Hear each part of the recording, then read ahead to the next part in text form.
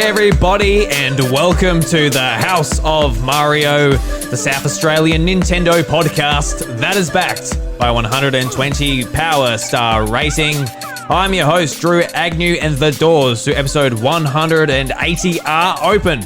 This week on the show, we've got a pretty small news pool to pick from, but we are going to go over our tier list for the Nintendo franchises that are near and dear to our hearts. And God forbid, Bryce, there might be a bit of fighting here. There might be. Or there might be a bit of love as well. I'm sure there will be. Some passionate love. Plenty of love. I just think, the thing is probably just how we ordered them. That's the thing. Yeah, so look forward to getting into that. So, anyway, Bryce, how's your week been, my friend? You just come straight off of work again. That seems to be a regular occurrence on this podcast. Yeah. Busy, Bryce. Oh, busy, mate. Yeah, that's how it is. You know, that's just how it is. I think that's the same for both of us this week. I mean, between the both of us working, and you've got a big old ceremony. I do, yeah. On the weekend coming up, which means that as somebody that's in the party, you know, we've both got work to do on that part. So yeah. I guess to fill in the audience a little bit, I've got my wedding next weekend. It's just like a small gathering on our family farm with 30 so other close friends and family, and looking forward to doing it. It's going to be a lot of fun. I'm sort of at the moment just like amongst work and getting organised for it, just a bit run down, but once it's out the way, it's going to be good. Yeah. It's all about just getting that day through. Yeah. You know, a day of happiness and whatnot. Yeah. A day of cheers, and then we're off. Yep. A few nice photos. Hopefully Chantel's happy with it all, and we can continue our life. Happy wife, happy life, as they say. Ha ha ha ha ha. It's so true, though. Anyone who might be a bit younger, definitely is the case. Drew and his beautiful bride, Bryce. Yes. Says Dash. Yeah, you say you're a part of the party. It's like you could take that like, oh, you know. What is he? Is he the ring bearer? Is he the flower girl? I don't know. Yeah. No, Bryce is my best man. Mm-hmm. Yeah. That I am. Yeah. I'll always be a best man, buddy. Yeah. All right. That's how it is. Thank you, friend. I'll always be the best person in the room. In this room of two people. Yes, that's right. Yeah. No, I'll agree with that. You're better than me. Oh, no, mate. No, you're better than me. And that's why this is a friendship. You know? Yeah. Always looking out for each other, always supporting. That's how it is. You've got to have good people around you. You do. Surround yourself with good people. Absolutely. Yeah. But yeah, I guess it's talking about the wedding. I guess that is my guru geek out for the week. Yep. Just want to. Chantel said something that really did mean a lot to me, and that was what yourself and the other guys have chosen for my groom's party. She said, "You know what, Drew, your guys are really showing up for you." I'm like, "Oh, that's really good." Yeah, we love you, awesome. man. Yeah, we do. You know, yeah. And I think that's the thing is, you know, obviously I'm not going to tell you what we're doing or whatever, but I think primarily more than anything else, it is just a day for all of us to get together and just hang out, and that's what it is. And I think we don't get that a lot very often, especially now with a lot of people living in Adelaide, and you know, we only see those people a couple times a year at that point, whether we're in Adelaide or they're down, and that's all that really happens ever. So, you know, we're just keen to get a thing going and having a good night, and yeah, waking up the next morning and send you off to that altar, and that's how it is, mate. Off to the altar. Off to the altar, mate. Yeah. Yeah. So somebody's gun pointed at your head, shotgun wedding. I'm kidding. Chantel's lovely. You got to say that you're recording at the moment. No, you've got evidence. I mean, I don't have to say it. No, she's lovely. I'm very happy for you, man. Thank you very much. Good job. Yeah, so that's just my basic guru geek out for the week. What about yours, my friend? I know you've been to the cinema. Yeah, that's exactly right. And hopefully, you know, Dash will be in our little spaces soon, because I'll get him to geek out a little bit too, because why not? He's here. And I know that he's got really positive things to say about it too. But I went and watched Demon Slayer Mugen Train yesterday. So this was huge for me realistically, because I love Demon Slayer. I think it's an absolutely brilliant anime. It's been a huge example of fantastic animation and storytelling in a space of almost like shonen-esque tropes and battle scenes and stuff like that. And it's always just like in the last few years, I can't think of an anime I enjoyed more. And there's anime coming out all the time, like if you keep up with the medium. And Mugen Train, I was really excited to see because I knew that as soon as season 1 finished, it was going to lead straight into that. It leads straight into Mugen Train flawlessly. So I had a 2-hour runtime, and it wasted no time because of that fact.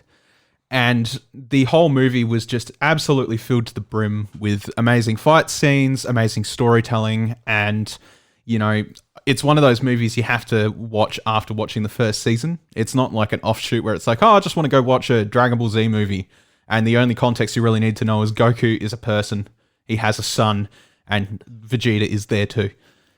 Oh, he's got to be. Like, you don't really have to know much about a Dragon Ball movie to, you know, sort of get that. But with Demon Slayer Mugen Train, it was like, all right, you have to watch the anime first, get the first season's info into you, and then go watch this movie because it's not going to waste any time. It's not going to sit there and explain who the characters are. It's going to assume that you know everybody in the film, and off you go. Now, it was only going to have a 1-week run at the cinema here. And, you know, that's about all I expected from it. But it actually was the second best-selling movie of the week. So they put it on for a 2-week run, which is perfect because otherwise I wasn't going to have the opportunity. And last night I was like, all right, knock off work, get everything sorted at home, do all that, head to Mount Gambier at 7:30, get into the movie and watch that movie because it's going to be a fucking sick movie. And it was. I absolutely loved it.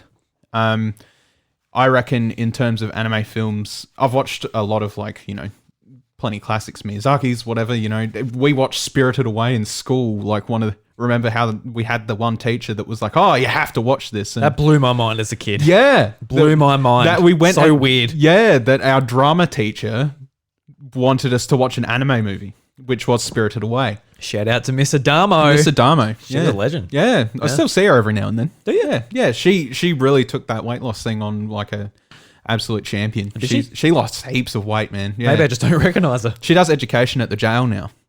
Oh. Yeah. At least like that was the last time I saw her, which I think was a couple of years ago. Yeah. Okay. Yeah. So, you know, that was quite interesting back then as well. So I've seen a lot of those sort of oldish now anime movies, I suppose. And the only movies, and yeah, I know I haven't seen Your Name or, you know, I Want to Eat Your Pancreas. I haven't. What? Haven't heard that one. Okay. It sounds weird, but it's actually about pancreatic cancer, I think. Yeah. But I Want to Eat Your Pancreas. Yes, so it's based on like a folklore rumor that is the cure is to eat a healthy pancreas or something like that. Right. That's why it's called I Want to Eat Your Pancreas. Okay. So and those are beautiful movies, and I understand that they're beautiful movies, and I do really need to watch them. I Know Your Name. I watched that a couple of years ago. It's kind of a bit hazy in my head though.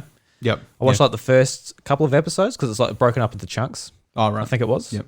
Yeah, I actually got it from Dash. Now I think about it. Yeah. Okay. Yeah. I know it's supposed to be like really beautiful and all that, but I just haven't sat down to watch it. Mainly because I don't have any prior hype for it, like I did with Demon Slayer, I suppose. But yeah, this absolutely killed it for me, and I loved every second of it. I really want to go watch it again, but I'm not going to get the time. We're obviously way too busy this week. So what I'm going to do... Just don't show up to my wedding. Watch the movie again. Yeah, Demon Slayer. Yeah. But there's something for everybody to love in Demon Slayer. And the movie only proves that so much more. Like there's plenty of little comedic bits to it. You know, there's plenty of good action to it. There's a lot of fantastic storytelling, and you know, the character's motivation in the show for the most part, especially Tanjiro, the main character, it's from season 1, like it's all played out and it's understood where his passion, his motivation, and his drive comes from. And this movie only drives that home even further because he really pushes himself to get past any obstacle he can during the movie. And when he does, he comes out kick-ass for it. And just the whole experience all the way through is a crazy ride on the Mugen Train. from start to finish. Something, again, Dash said earlier, the animation is fantastic. It has one of the best unique art styles in any fighting anime I've ever seen, any shonen type anime. And it's really beautiful to watch on a giant screen. Like, I would have loved to have seen it in IMAX or something. I know that it's available here. Apparently, it's currently not available in America at the moment. So when I tweeted or whatever, I also messaged my American friends in a Facebook thing, and I'm like, I just went and watched Mugen Train in the cinemas. It was fucking awesome.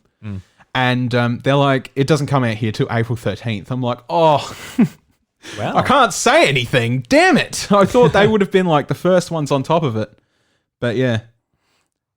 Oh, poor Dash.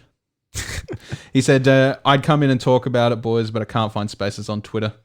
Yeah, we get anime films before anything else. Madman is great at licensing. That's very true. And so is everybody else that wants to put their name in the title card before the movie starts as well, because I think there was like 9 of them. Whether it be like Aniplex or Madman or Ufotable or whatever. But yeah. You're just saying words at this point. Yeah, exactly. Like those are, yeah. Anyway, so I guess to summarize that point, since Dash can't come in and talk, anybody that I've heard of seeing this movie, they've all loved it. If you've been interested and you're interested on what the hype's about, please do yourself a massive favor. Just about everybody has a Netflix account. It's on Netflix. Demon Slayer, not Mugen Train, but the first season is on Netflix. And go catch it, because it is a absolutely fantastic anime, and Mugen Train is a fantastic movie to jump straight off at the end of season 1 and be the bridge gap between season 1 and season 2. I can tell you now that if you enjoy yourself a little bit of shonen-esque action, you will absolutely enjoy Demon Slayer, and you will absolutely enjoy Mugen Train. It's just unfortunate that because of where, the timeline is now, by the time that you catch up with this, you're probably not going to be able to catch it in cinema, which is going to be the best place to watch Mugen Train. But that being said, obviously this has put it in more people's eyes now, and they're more aware of Demon Slayer and what it is, and curious as to whether they would like it or not. It's on Netflix, guys. Go catch it. I don't have any shadow of a doubt that most of the people that hear this message and go check it out will enjoy what they're watching. Fantastic anime. I've been meaning to watch a lot more anime, so that might be after this one of the first time. Fantastic starting point. Yeah, absolutely. Mm-hmm. Yeah. The only problem is it might soil your view on shonen from now on, because it is beautiful. You'll love it, I'm sure. That's what I love most about anime, is just like the beautiful animation. Well, that's exactly it. Yeah, and you know what? When I was thinking about this, I was going to come in and say something like that as well. Everybody has their different mediums for different reasons that they love them for, right? And it's usually connected to something that they gravitate towards. So for anime, for me, while for some people it's about the culture or the lifestyle or the jokes or the action or whatever, for me, it is primarily the art style. And the reason it is the art style is because it motivates me that, I'm seeing that people can draw this kind of thing and animate this kind of thing. I would love to be able to do that. And watching something as awesome as Demon Slayer and what it brings to the table in terms of animation and stuff like that, it blows my mind. Really makes me want to try harder so I can create some really cool artworks like that. So, it'd be right up your alley. Yeah, it's like in 2012, there was an anime called Black Rock Shooter. Yeah. And the story made no sense at all. None at all. None at all. But just the animation was absolutely stunning. Yes, it was. And the action scenes were awesome. And I wasn't typically someone who just watched anime for the cool fight scenes or whatever. But that one especially, just the design of Black Rock Shooter herself, as well as that's right, the up enemies. Alley. Yeah, I love that stuff. You're a big Miku fan, so that really helps. Yeah. I love Hatsune Miku. Yeah. There's a new Hatsune Miku game that came to Switch actually. Well, another one. Yeah, it's not what you think. We'll talk about it a little bit later. Cool. All right, yeah. It's like $13. I'm like, I might miss that one. Yeah. But yeah, think about the stylisticness of Black Rock Shooter, if not, well, personally, I would say it's quite better. It incorporates it's like really 10 years later. Well, yeah, but I mean stylistic choices. Yep. Right? Well, that has got me interested. Yeah, All right. stylistic choices. It's really good, and it's got a very easy story to follow that's really effective. So yeah, get on it while you can. All right, we'll do. Yeah. All right, so there are geek outs for the week. But before we get into the news, I guess we better just say that Monster Hunter Rise is coming out this week. Yes, it is. And we won't be able to jump on it straight away with the podcast because wedding comes out the same weekend as my wedding. So if we're sitting there playing Monster Hunter Rise while Chantel and the rest of the wedding party are actually doing wedding things, might get in a bit of trouble there. But we'll be jumping on it afterwards. Oh, yeah. I'll be picking it up on Friday, but I won't be playing it a hell of a lot because otherwise I'll be like, all I want to do is play Monster Hunter. Yeah, I'm in the same boat. I'll probably get it downloaded or whatever. But yeah. So if anyone's keen on organising hunts and playing with one another and stuff, jump in the House of Mario Discord. Absolutely. We'll start a channel in there all about Monster Hunter, and Bryce knows a fair bit after really getting into Monster Hunter World. I'm sure he'll lend a hand. Hundreds of hours in that game. Yeah. Yeah, I love that game so much. It's so awesome. I'll be in there to get a hand. Yeah, Rise is going to be absolutely wicked, so I'm quite keen. Yeah, awesome. All right, Bryce, let's get into the news before we get into the main topic. Sure. Whoops. Is that all? I can't turn up a lever. My body is still. All right, first on the agenda, Bryce, is Disco Elysium, Bryce. It's been refused classification in Australia. What? Really? You're just finding out about this, eh? Yes. What? Good old Bryce. You eh? serious? No, I'm not serious. I'm just bringing it up on the podcast as a joke. Jesus Christ, mate. You had me scared there for a minute. No, it has. It's here. Yeah, I know. That's the joke. That's a good joke, my friend. So this is from Vooks.net, and the article reads, Disco Elysium, the final cut, has been given the ban hammer in Australia, with the classification board giving it the old refused classification. This means the game cannot be sold in Australia. Just yesterday, the PlayStation versions of the game were given a release date of March 30th. A Switch version was planned for release at a later stage. The base game remains on sale on Steam. On stale. Whereas games aren't required to be classified by the Australian Classifications Board. So, pretty dry story, but... It's a dry story, but it's also a constant reminder of why our fucking ratings board doesn't know what the fuck they're doing. Yeah, there's a reason R18 exists. It's meant to be there for the right reasons. If you want a game with your drugs and your blood and maybe a couple of sexy things, that's why you go to the R18 plus rating. Did they ever fix the problem with Hotline Miami, or did it just get completely removed? Nah, she's gone. Okay, the second one is just because the collection. The collection does not exist on Switch. Well, guess what, guys? I've got a very rare account. You do, like for real though. Yeah. Because I have a stupidly rare account. It seemed like that game in particular, that slipped through the cracks. And it was up for like, I don't know, say 3 hours at a guess. Yeah, and that's when I had the code. Because, Bryce and I, we received the code from Devolver, and Bryce obviously went straight to his Switch, put it in, redeemed it, logged to his account, downloaded it, all good. But I got home from work, I'm like, oh, that's a nice code at 5 o'clock in the afternoon or whatever. And it was gone. Put it in. It's like, oh, it's not working. It's like, oh, they've blocked it because it's naughty. Ooh, I've got a rare account. It just shows you how close to look at it, because they blocked the initial release on PlayStation 4 where it was like, oh, this game's got too many drugs. The Australian Classification Board notoriously does not like drugs. If you use drugs in a positive light, whether it's healing health or removing status effects or whatever with like, I don't know, ecstasy or something, I don't know. No, you take like a Panadol. They'll be like, oh no, don't you dare do that. No drugs. But drugs. They bring out a collection with 1 and 2. They're like, oh, that's fun. Like, wait a minute, that has that second game in it. Get it off. Get off there. Get it. Go away. Get it off, Rodham. Yep. No, I managed to get it just before the clench, so thank God for that, eh? Yeah. Thank God for that. Have you played it much though? No. No, because I've already played enough of it before where I'm kind of just like, yep, I get this. So, and I've always got stuff to play. So I've kind of, it's on my back burner there somewhere. What makes it really annoying in particular for that game though, is just like, it just means Hotline Miami 1 can't be on Switch, because that wasn't refused classification. That's fine. But that's the only way you can access it through the collection. That also includes 2. So there's you might as well just not have Hotline Miami. Yeah, you might as well just... I don't have that problem. You cheeky boy. Oh, yes. Feels powerful for once. You feel Powerful. I have Hotline Miami in my hands. On my Joy-Cons. Whoa. I've got to go, so I'll have to go to your place and play it. Yes. Because I'm not making another account. I had American accounts and stuff, but when I got my new Switch, it just disappeared and I forgot the passwords, and No.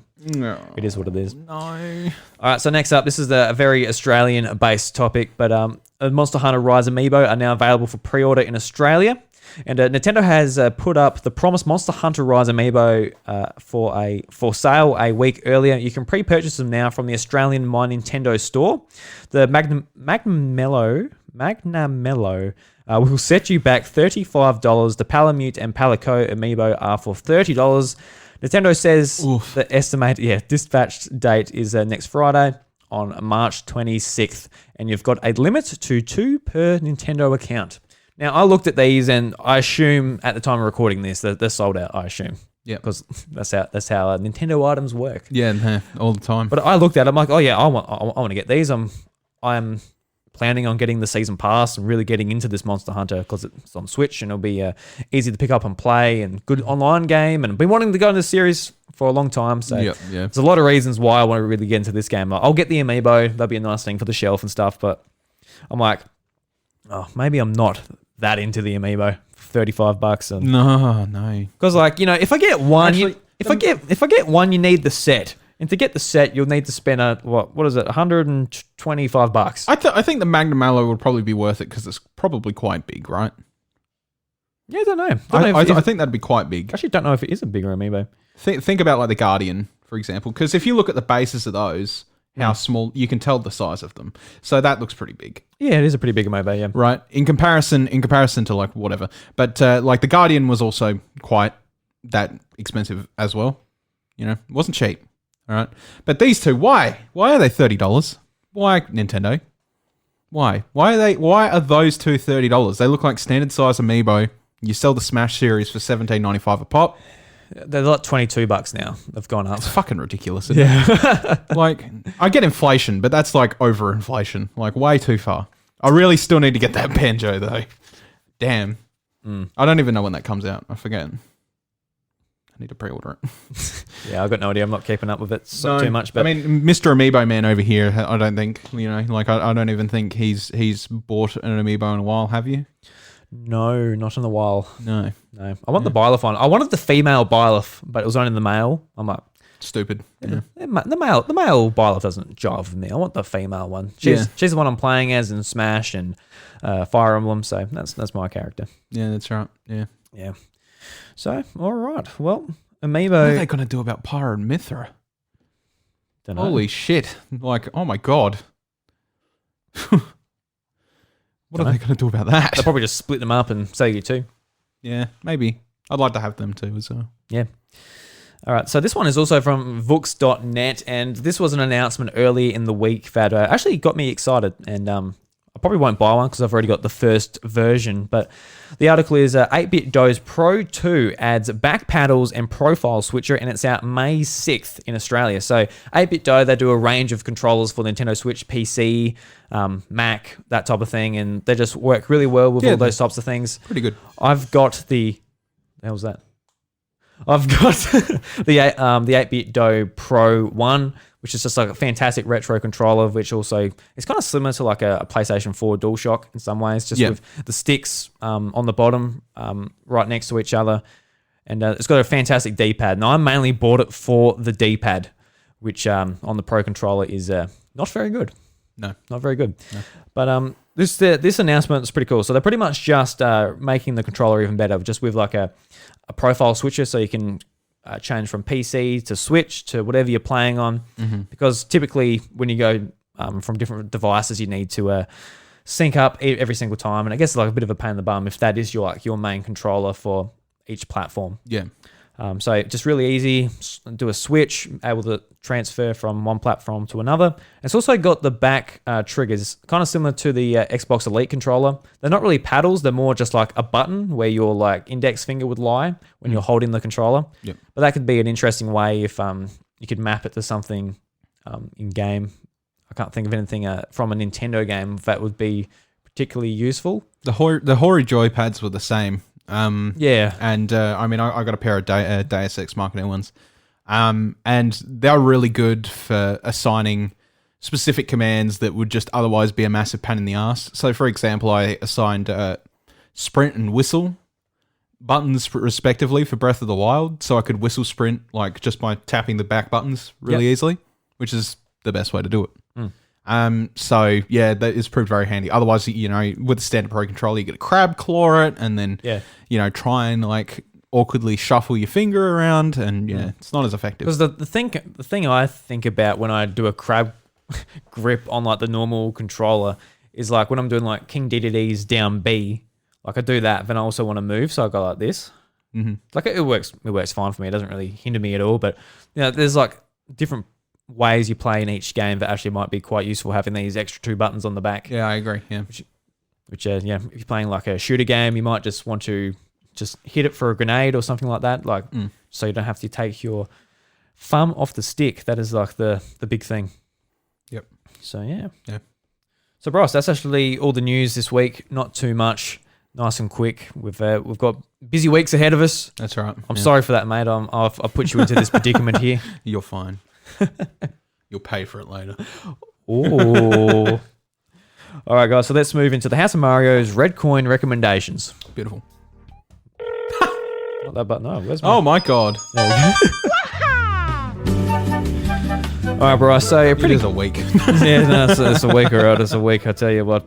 So there's been a few games that came out this week. There's Kings of Amalur Re-Reckoning. That port has finally made its way to Nintendo Switch. This was a fantasy RPG that initially released on PS3 and Xbox 360. And this is a bit of like an underlying sort of a cult favorite for a lot of people playing that generation. It's a Lionhead Studios game, right? I think. If not, it's done by Peter Molyneux. Was it? I don't know if it was. I think it was. Because it was a big deal. I could be wrong. I just remember it was like, that was the reason I was hyped for it, because it had something to do with Fable developers of some kind. And I think it was a Peter Molyneux game. No, it wasn't a Peter Molyneux, was it? So from the hit RPG returns, from the minds of the best-selling author R.A. Salvatore and Spawn creator Todd McFarlane and Elder Scrolls Oblivion lead designer Ken Rolson, comes the Kings of Amalur Re-Reckoning, remastered with stunning visuals and refined gameplay. Re-Reckoning delivers intense, customizable RPG combat with a sprawling game world. Then what was it then? Because that game's quite old now. Like, it's fairly old. But I remember there was something about it that was linked to Fable in some sort of respect, where I was just kind of like, oh, this would be good, and then never ended up playing it. I think it was just like the setting, to be honest with you. Could have been. Yeah. I don't know. I felt like it was like more largely linked to that, but I don't know. I could be wrong, I guess. Well, you were. You don't know that yet. You haven't done the extensive research. This is in front of my computer. Could be part of the development team worked on Fable or something. I don't know. Yeah. There was a reason that I was excited for it at the time. Yeah. No. Anyone in the chat at the moment? If you can figure it out, because I feel like there's just something in my head where I'm like, all right, yeah, but. Mm-hmm. So this is the Hatsune Miku game I was talking about before, Bryce. So this is Hatsune Miku Logic Paint S. Mario Paint? No, yo. It's actually not. It's actually not. So Hatsune Miku Logic Paint Miku Logic has evolved. You can now play Hatsune Miku Logic S Paint S on Nintendo Switch. Enjoy Hatsune Miku Logic Paint S on the go, at home, on the big screen, wherever, whenever, with Hatsune Miku and friends. So it's actually a puzzle game, Bryce. Okay. So with 5x5 and 15x15 and 20x20 puzzles have been added along with puzzles from the smartphone app Hatsune Miku Logic Paint. clear the stages to get illustrations of Miku and friends. Collect artwork by completing many stages. Right. So yeah, I looked at this. It's $18, but it's currently 25% off. It's very much like Sudoku type of thing. Oh, okay. Yeah. Yeah, and you collect artworks of Hatsune Miku and friends, and you have a good time. Apparently, you unlock songs in that, but I can't it doesn't have a video, so it really doesn't show all that much. But anyway, Bryce, I'm going to so I've picked my 2. I'm going to get you to pick the last one, my friend. Oh Jesus. So pick something from the new releases there. Arbitrary pressure. Yeah, look at that arbitrary pressure. There's so much in this that I'm just like, don't really care. Yeah, well, pick something that's either eye-catching, entertaining, whatever you feel like, mate. Nothing. I'll just do any, meeny, miny, mo then. I am. I'm looking for the most ridiculous one. Because every now and again, I'm like, that sounds like a troll game. I'm going to read it. Then it actually looks quite good. Yeah, it's funny. There was a game like a fair while ago last year called was that Wonderling or something? I'm like, what is this? It looks silly, but I actually ended up buying it on sale recently because it actually looked quite good. Hoppel says, "Good morning from Europe. Nice to catch you live." Yeah, how you going, my friend? Hey, how you doing? I don't know, man. I think let's go with Gun Skaters because that sounds like something stupid edgy. Sorry, bye iPad. Gun Skaters. Well, that was Gun Skaters on here, Bryce. You click on it, you read it, my friend. It's fine, your pick. Fine, yeah. Don't chuck Gun Skaters on me. I'll chuck Gun Skaters at you. All right. What the fuck? No, that's not what I wanted. We've got an old man over here. You can't use an iPad. Mate, no, I just hate split screen iPads and your iPad's small compared to mine. Yeah, mine's like an iPhone. In comparison. 4 compared to yours. Yeah, I know. Okay, so this looks very strange already. It looks like Wild West with a snowy saloon. Okay. Okay. This game is super addictive, especially with especially with friends and family. Oh Jesus. Featuring easy controls and addictive skating mechanic, this game is designed to be enjoyed by 1 to 4 players online or locally. You can play versus each other, work together to kill zombies, or even play a football game. So, what this has to do with gun and skaters, I will never have a no. If you have a no, Christ, this game is making me talk bad. It's making you Turk bad. Yeah, making me Turk bad. Oh no, because my Turkin. You can play versus each other, work together to kill zombies, or even play a football game. And the title is Gun Skaters, and the picture representing the game is a snowy western background with cowboys. I'm very confused. And as I flick through... I need to see some screenshots. Yeah, well, as I flick through, it basically just looks like a 4-player capable party game, right? But if that's the case, then why is it called Gun Skaters? If there's, from what I can tell, no skating, there is guns, but it's killing zombies. And there's soccer. From the screenshots, looks like it's like a 4-player mini game. Yeah, so looks like you go around shooting each other, and you're on ice, so you got skating. Yeah, that's what it says, but the further you go into it, like, it's got soccer, and then it's got, like, levels with wood ground, and then, like, it doesn't look like the title actually encompasses what the game is. It's kind of, except for the gun part, maybe. I'll be honest, it looks kind of fun. I'm sure it probably is, but, you know, that's how the way things go. Okay, so it's $4.80 on the Australian eShop. It's 20% off from $6. Yeah. So go and check it out if that Gun Skater sounds like you're talking. I don't know, man. That was very interesting to look at there for a second. Yeah, well, there you go. I have no idea what the context is for the entire game at all, but there you go, Gun Skaters, everybody. Game of the year. Game of the year. Put it in the bin. Oh, yeah. Right in the bin. Right in the trash. All right. Let's move on to Reggie's Rec Room, Bryce, and we'll rank the Nintendo franchises. Yeah, we're doing that, aren't we? Yeah, we are. Whoops. Is this the right button? Yes, it is. Oh my God, he found the right button. Reggie I did. here. Hey, Reggie.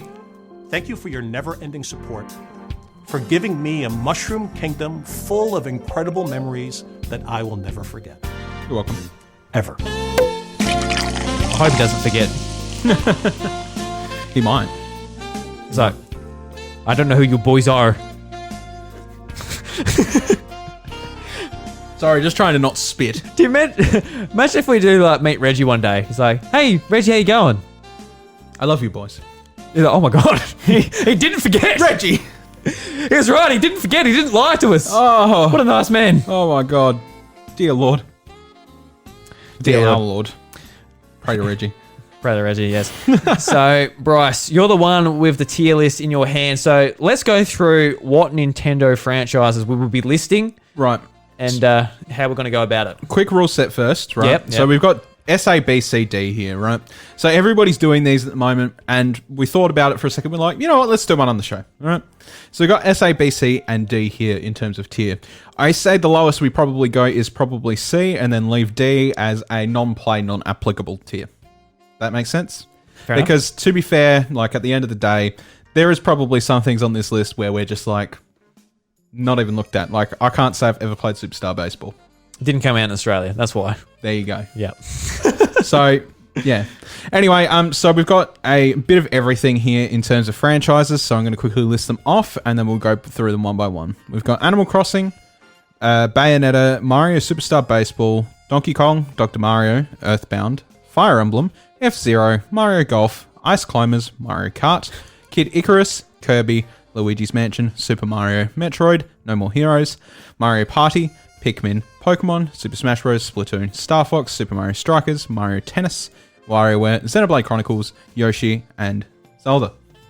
So what we'll try to do is we'll try and get through all of them, right? But we will just try and keep it brief for each one, because obviously we don't want to run too far over time, and there's like a decent amount to talk about there. Mm-hmm. So I dare say we'll probably just start from the start and go all the way to the end, rather than, you know, starting with Zelda first and then going to Mario, because they're in separate places and it's kind of a pain in the ass to manage. Yep. Okay. So it's just like, it's kind of weird how like, I know like Bayonetta's, I know Nintendo's like got behind it and published it and that, but it's kind of weird that that's. But it is list. it is a Nintendo franchise now. Yeah, but it's not really. Yes, it is. They don't own it. They just it doesn't matter. That it is under Nintendo's banner. They exclusively own it. It counts. Yeah, whatever. Yeah. Okay. I mean, yeah, we'll chuck it in. It counts. Just follow the list and whatever's on there. Yeah, I'll follow the rules, bro. We could say, oh, F-Zero hasn't had a game in fucking 15 years, so we don't count that. Yeah, but it's a Nintendo franchise. Yes, but we don't count that because it hasn't had a game in 15 years. Like, it's the same argument. It's like, at the end of the day, it was published on the Nintendo console. And it is primarily, if not exclusively, published on Nintendo now. And one of Nintendo's biggest Wii U games was a Bayonetta game. So, it was. We're leaving it at that. Okay? Fair call. Done deal? Oh, I'll give you the done deal there, mate. The handshake. There it is. All right, yeah. We've established the rule set. All right, so we're going to go from start to finish. Animal Crossing as a franchise. So I would have said A, but now is S. Yeah. I believe it's an S tier now. I think I 100% agree there, so we're going to move that up there so we can go over it later. So Animal Crossing in recent times, quite clearly, is a perfect game for what has tarnished the world for the last year or so, right? Perfect way to sort of still hang out with friends and still remain safe and all that. And it seems everybody agrees, because it is now almost the highest selling game on Switch. With the upgrades that came with New Horizons, it's just become an infinitely better game and far more customizable than what it's ever been. Older Animal Crossings I could spend maybe about 40 hours on before I'd be like, all right, I'm going to start playing this less consistently. But I reckon I've played New Horizons for at least 100 hours. Yeah. Fantastic game. My partner loved it, so we spent a lot of time playing it together.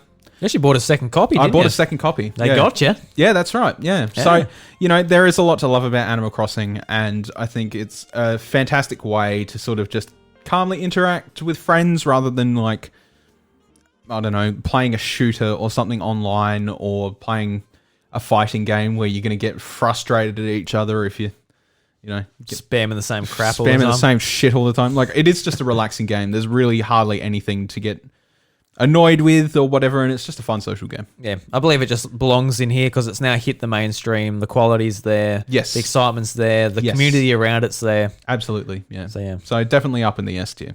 It's definitely not my favourite franchise out of the lot, but I recognise its impact. Yeah. Is this like our personal, like we better just put it out there. This is what we just think. This is a combined effort by the House of Mario. Yeah. Okay? It is definitely what we think as in terms of franchises. It's not like, this is the definitive list, and if you don't like it, then you're wrong, right? Okay? Everybody's obviously going to like series different. But in terms of like value of like, I'm keeping the numbers in aspect as well as, you know, how much enjoyment I got out of it. And if those things match up together to the point where it's like, I kind of enjoyed the game and it also sold a lot and a lot of people enjoy it, I'm going to put it in the S tier. You know, if I absolutely hate something and it sold a lot, I'm probably not going to hold it as high, but I'm going to recognize the fact that it still sold a lot of copies and people liked it, you know? So definitely, yeah. And if anybody live with us in the House of Mario at the moment, put in what you think about every Nintendo franchise as we're going through them as well. Yeah, that's exactly right. Include that input in as well. Sure, yeah. Should have mentioned that earlier, but I guess, whoops. Anyway, so next one is the divisive one we've already talked about, and that's Bayonetta. Mm-hmm. All right. Personally, I think it sits between B and A, only because of the pre-aforementioned fact of like, you know, it's technically when it started was not a Nintendo franchise game. That doesn't, you know, dismiss its quality. Still a very good game. Bayonetta 2 was also one of the highest rated games on Wii U, and subsequently I think on Switch as well. You know, there's a lot of reasons to love Bayonetta. It's getting like 10 out of 10s just across the board type of thing. So. Yeah, that's right. I love Bayonetta as a character. I love the cast of Bayonetta. I really enjoyed Bayonetta in general. I still haven't finished 2 yet because I haven't gotten around to it. 3 is obviously on the horizon. There's a lot of hype for that, and people are still wanting news to this day. Personally, I think it sits between B and A, so I think largely it's going to depend on what you think. It's kind of hard because it's obviously like a top tier title as far as at least the second one goes. I know the first one's excellent as well. Mm-hmm.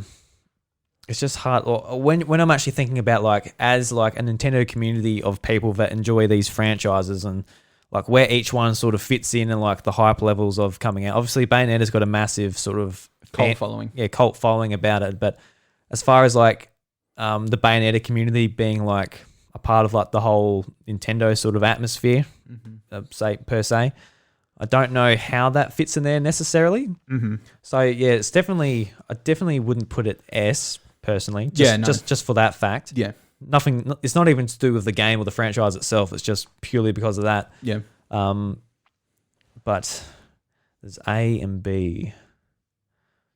I don't know, and it's hard too because I haven't like had like a heap of experience with it too. So I think they're extremely well crafted games, and it's now Nintendo's Devil May Cry.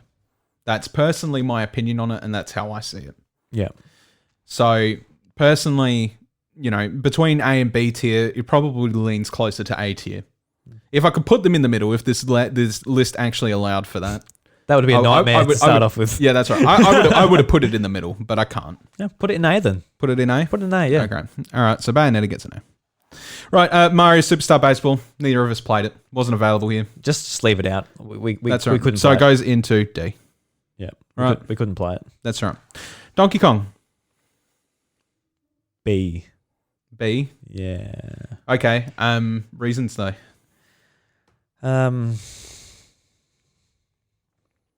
Or do you want me to talk about it first? No, I was just thinking, I absolutely love Donkey Kong 94, so that actually bumps it up to A.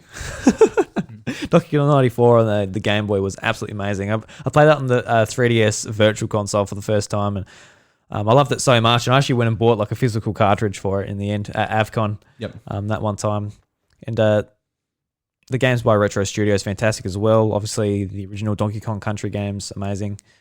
The more I think about it, put an A. Yep. Yeah, I reckon. I reckon I agree. So I was sort of a SNES kid, but never played a Donkey Kong game on SNES. The first real exposure I had to Donkey Kong where I was like, oh, I really enjoy this, was Donkey Kong 64. Let's be said, that's a Rare game, and I'm a big Rare fan. And historically, Donkey Kong has been made by Rare in its older titles, and the quality definitely shows. There's a reason it's called the Golden Age of Rare. Definitely. So, to be honest with you, like those games, they're all awesome. And like they're definitely not S tier for me because platformers have very limited, like especially these days, platformers have very limited slots in what I enjoy because it's been done to death for me because I played so many of them. Yeah, and like So they've always been, like, personally for me, I know some people will come and stab me in the throat for saying this, but they've always been like a step under the Mario platformers. Personally for me, as far as I'm concerned, anyway. Yeah, that's the same, but that's because that's what I started with too. Of course, yeah. You know, Mario 3 and stuff like that. That's what I was playing when I was a kid. So, obviously, Mario 64 was my first 3D platformer, and the first game, one of the first games I got with my Nintendo console. So, you know. That was, definitely like sort of a speeding point for Mario. Whereas Donkey Kong, I haven't had that much. Retro Studios games are great. I think their quality definitely shows even with the retro titles. If you compare a Mario game with a very famous comparison actually at the moment is what Donkey said. And that is he showed 3 clips of each. And one was Donkey Kong and New Super Mario Bros. And he's like, now I just showed you 3 levels of one level of Mario and 3 levels of Donkey Kong, right? And he goes, actually, it's the opposite way around. It was 1 level of Donkey Kong, 3 levels of Mario. And the difference in quality is absolutely staggering. Like, the Donkey Kong games are made with multiple levels in mind, but stuck in 1 level. And so the art style sort of shifts around the place very commonly. Whereas that doesn't happen a lot in Mario. I think the quality for Donkey Kong titles is really, really up there. And I think historically it always has been. Probably even better than Mario at some point. But I feel like Mario is more satisfying to play for me. Mainly because it's straight to the point. Does that make sense? It definitely does make sense, yeah. There you go. So I agree. A tier, definitely. So it's sitting in A tier. That's how it is. That's how it is, man. That's how it is. Dr. Mario, Drew. C? Yeah, I think so too. Yeah, like they're fun games, but the problem is in a world of puzzle games, especially flatland puzzle games like Tetris or Dr. Mario or something like that. Dr. Mario does not stand out to me at all, and I can only play it for so long before I'm just like, all right, it's essentially Puyo Puyo, all right. And there is a reason there is a game called Puyo Puyo Tetris that features both, because it doesn't matter what side of the coin you're on. There's one that prefers the other. So the way Puyo Puyo Tetris sort of worked is they made it into such a manner that people can play Tetris against people that play Puyo because they prefer either one. And that's the reason why that game exists. Right? So, definitely, yeah, there's going to be people out there that like it. But because it's exclusively Puyo, and I don't really like Puyo that much, I'm going to have to put it in C. Yeah, I tried to get into that yeah, type me of thing, too. but yeah, like it's got like a bit of a different rule set, but it's essentially the similar sort of concept. Yeah, I agree. Earthbound. Ooh. This is an interesting one. Yeah, B comes to mind, but that's just because it's just been abandoned for so long. I think so too. Yeah. Right. It does sit in the middle tier for me because I love RPGs and I love how wacky Earthbound is. But the fact that we haven't even seen a release of Mother 3 in English and it's had to be translated by an entire community just to, get that available. I have a feeling if that was released natively, that'd be a very well, recognized RPG here. Of course, yeah. I reckon. I think it's definitely held its weight in Japan, but unfortunately it hasn't held its weight here. To the point where they gave up on it pretty much until the Wii U when they're like, let's put English Earthbound on the store. Maybe that'll make people happy. Yeah. And it did. Still all waiting for Mother 3 or Earthbound 3 or whatever too. Whatever you want to call it. Game Boy Advance. Yeah, that's exactly right. And it probably won't happen. No. They made a famous joke about it in the Robot Chicken E3. When they're like, "Where's Mother 3?" And he just set him on fire. Set him on fire. That's Nintendo's response. They're like, we're fucking sick of hearing about Mother 3. Give it up. Just make it then. Jesus, we've got to translate it. Yeah. So definitely B tier for me. I wish they would do something with it. I think that's probably going to come down similar to what F-Zero is too. Like, as cool as it is, unfortunately, it's not up there because I might as well chuck F-Zero there too. Yeah, we're talking about it. Well, we'll do that in a minute because we need to talk about it first. Fire Emblem, though. I reckon A. A. Yeah. See, it's like it's between an A and S for me. It is, yeah. Because it personally for me, it's not up there with what I'm thinking about. S tier. Yeah, that's right. Nintendo franchises, but it's close. It is getting very, very close. It's very close, especially since Awakening. The jump in quality for that franchise has gone absolutely insane. And 3 Houses, I gave that a perfect 10 when I reviewed it for dashgamer.com. Perfect 10. Fantastic game. It's exactly what you want. The soundtrack is absolutely banger. I listen to that on... Yeah. Like, I will get the itch to listen to that every couple of weeks. It was a... Reach for my hand. Anyway, fantastic series. It's really on the rise. At the moment, it sits between A and S for me, personally. It's become the premier tactical RPG when they've had a slew of when they've had a slew of them that people are still crying back for, like Advance Wars, for example. Yeah, well, the studio used to rotate between Advance Wars and Fire Emblem, but when Fire Emblem rose to its popularity, they just sort of kicked Advance Wars in the mud and said, "See you later." See you later, Advance Wars. Not very advanced for me anymore. No. But yeah, no, it definitely sits up there in the between an A and S for me. So I think personally, with the House of Mario, that's where it's going to go. Right? Yeah, and we can't be too generous with these S tiers either. We can't. Like, it's definitely heading there. If they keep up with the amount of quality that they've got going with Fire Emblem, it's definitely going to hit that point where it's just like, all right, this is absolutely premier for Nintendo. But yeah, for the moment, between A and S for me. I agree. So F-Zero, obviously we'll quickly burst through this one as well because limited experience. F-Zero, I think most of us have went and played the original. Like, I feel like it was... You can't avoid it at this point. They keep giving it to you. They keep giving it to you. On the Wii, they're like, buy it for 80 cents. Oh, I guess I have to. Yeah, that's right. On 3DS, like, just have it because you bought your system for $100 more. Oh, yeah. All right.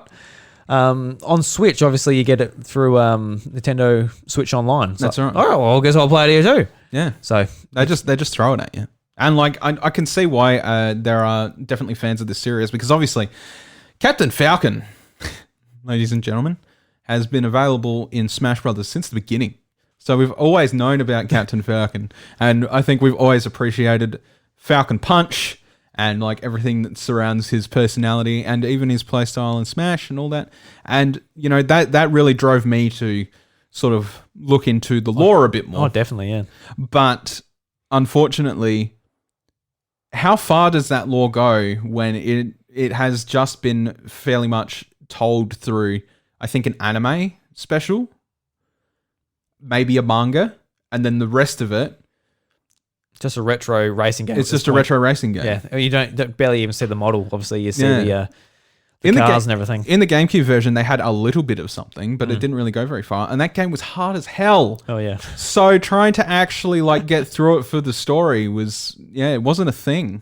You know, you played it for its difficulty. I want F-Zero to become like the equivalent of what Uncharted is to PlayStation. You're like, climbing cliffs endlessly as Captain Falcon. My name is Falcon Drake. Falcon Drake. I was joking, of course. So, where do you want to put it? I personally think it belongs right next to Earthbound for the very same reason. To be honest, I love the concept of it, and I love the stuff that goes with it, but they haven't done anything with it, and therefore, it really does make it stagnant. Yeah, I don't know. I don't know if I'd put it as high as Earthbound even, I reckon. You don't reckon? Personally, for me, like I put Earthbound on a high pedestal than F-Zero, but maybe just slightly. So yeah, A tier. Like it's definitely... I can put it under Earthbound because I'm also putting it like where... In order. Yeah, based on... Oh, jeez. Yeah, based on... Yeah, well, yeah. So under Earthbound. Yeah, I reckon. Yeah, I reckon that's probably the best way to put it because that's the best way to organize these tier lists in a sense of like, what we appreciate from top to bottom. Okay. And Dash also said that he'll play the shit out of a F-Zero Uncharted game. Captain Falcon. Yeah, he's just like swinging in like ancient temples. What the fuck am I doing here? Where's my car? Mario Golf. Mario Golf. Whether we count NES Tournament in that, I don't know. Oh, you can if you want, because it's technically Mario Golf. So my Mario Golf experience is Mario Golf 64, and I loved Mario Golf 64 as a kid. Past that, I'm not too sure. And I find this really hard to tier until the new one comes out. Yeah, me too. I think just judging off people's experience with the games and how much they enjoy them, I reckon it's a pretty solid B tier. You reckon? What about your own personal experience? Not much. I was never really interested in golf in a video game, but it's only like now where I'm like, I actually picked up PGA Tour 21 on and Xbox. Like, yes, a relaxing golf game. Yeah, I just want something relaxing. So, as I get older, I'm actually like considering playing the golf game. And now with it coming to Switch, I'm like, yeah, I'm actually pretty keen for this, especially since the multiplayer, having like a lot of friends online, being in different time zones and stuff, the multiplayer, you don't have to play all online at the same time. Yeah. So like, there's a lot of reasons now why the golf is actually a bit interesting to me. Yeah.